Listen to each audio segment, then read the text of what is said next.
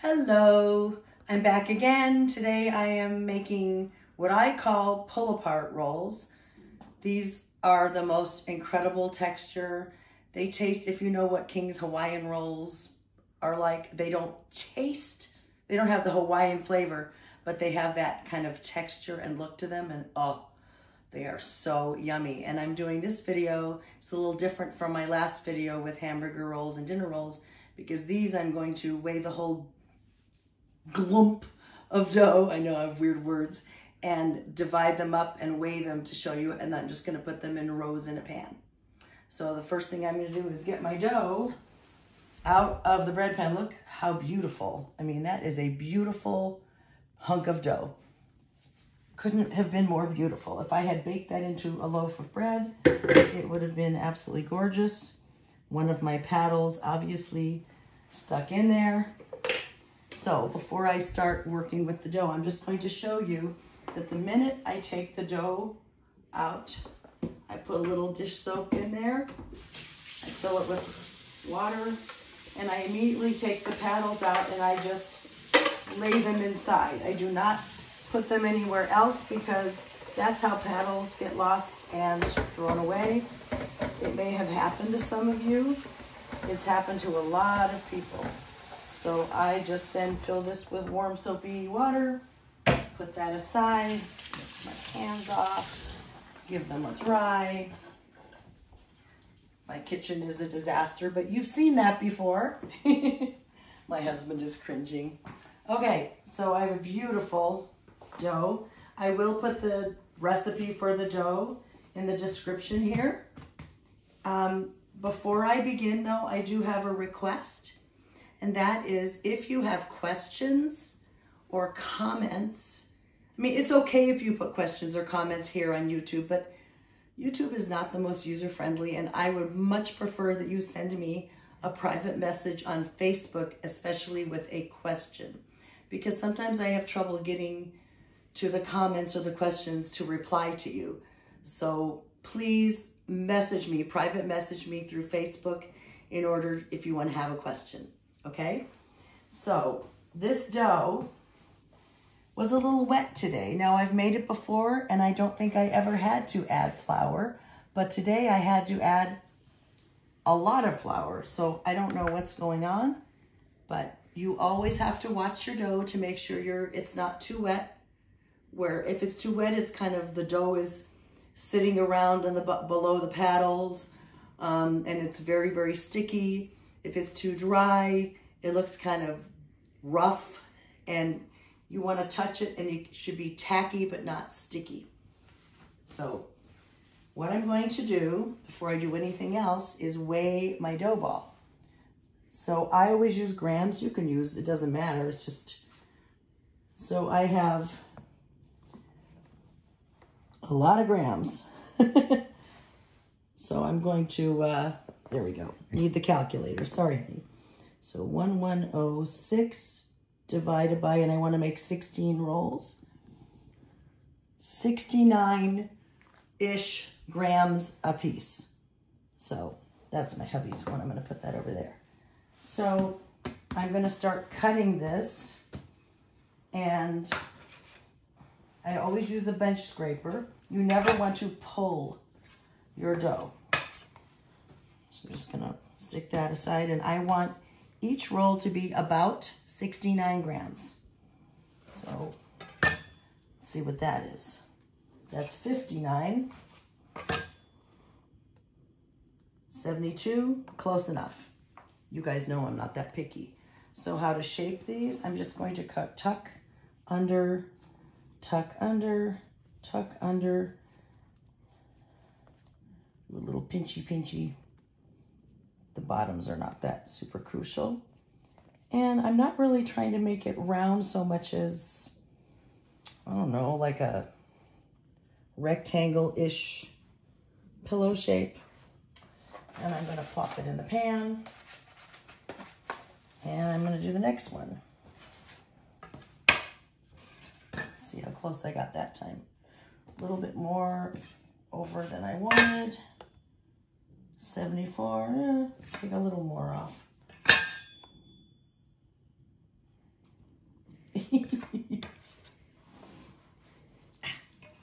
Okay, close enough, about 70. Okay. So I'm just tucking and tucking and tucking and tucking. I'm gonna put that in. So I'm gonna do rows of 4.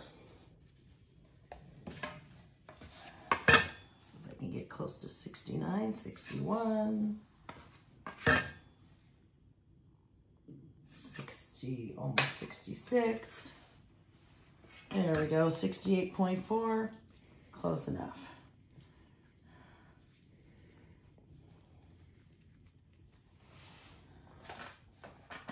And a little more. This is called a bench scraper, by the way. I had a couple of questions about that. It has a lot of uses. If you're chopping vegetables, you can use this to kind of pick them up and put them in a pan. I use it when I'm all done baking to kind of scrape all the flour to one side. And it's great for cutting your dough. I don't really want to use a sharp knife on my quartz countertop. Okay, so that's 4 rolls. And we're gonna come back to this video in a second when I've filled it up some more. So I've got all but the last 2 done. I'm just going to get this one in there and perfect, about 68.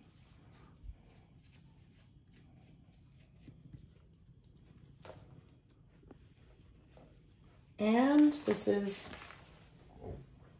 sorry, my husband go like, oh, whoa, 16, that's 4 rows of 4, so 4 times 4 is 16. Time to let them rise. Now, if you have seen me do this rise part before, then you can just stop the video now. But for those of you who haven't watched my other videos, this is what I do. Turn on my oven to bake.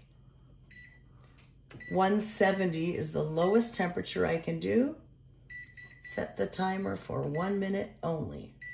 Uh-oh, oops. I screwed up. Let me try that again. I forgot to hit start. And then 1 minute on the timer. Like I said, you may have seen me do this before. You can stop this part now and then, well, no, don't, because then you will miss the other video, the other part of the video. For rising, on the final rise, I set my oven to the lowest temperature, which is 170, and I set the timer for 1 minute. You don't want your oven to heat all the way to 170. That will be too hot.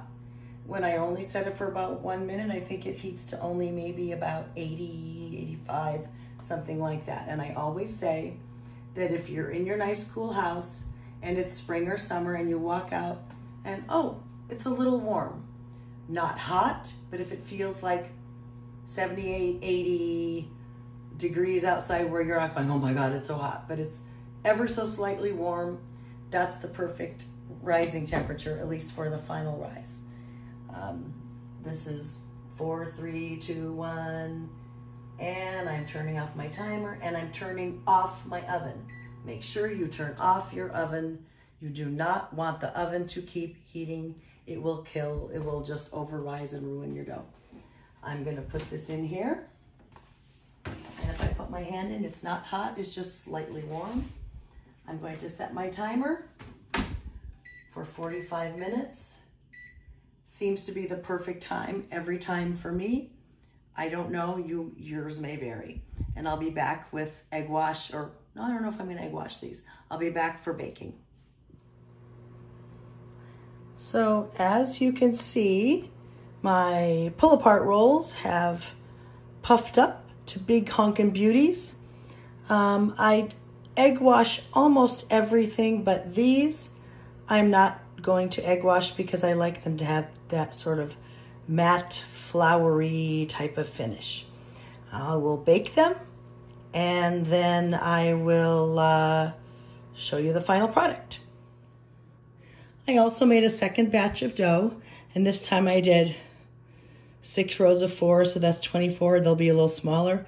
These are fully risen. I'm gonna pop them in the oven with the other ones. Here is the final product. They're all baked. This is the tray of 16, 4 rows of 4. And this is the tray of, I think 24. I did 6 rows of 4, 6 times 4, 24, yep. On this one, I brushed some flour on, I don't know, just playing around. And this one, I did not egg wash either one. I will take one more video when I show you one of the rolls on the inside. So the rolls are out of the oven. I'm just gonna pull one out. I'm gonna show you this yummy, yummy texture. Oh, it's so good. All right, that concludes this video.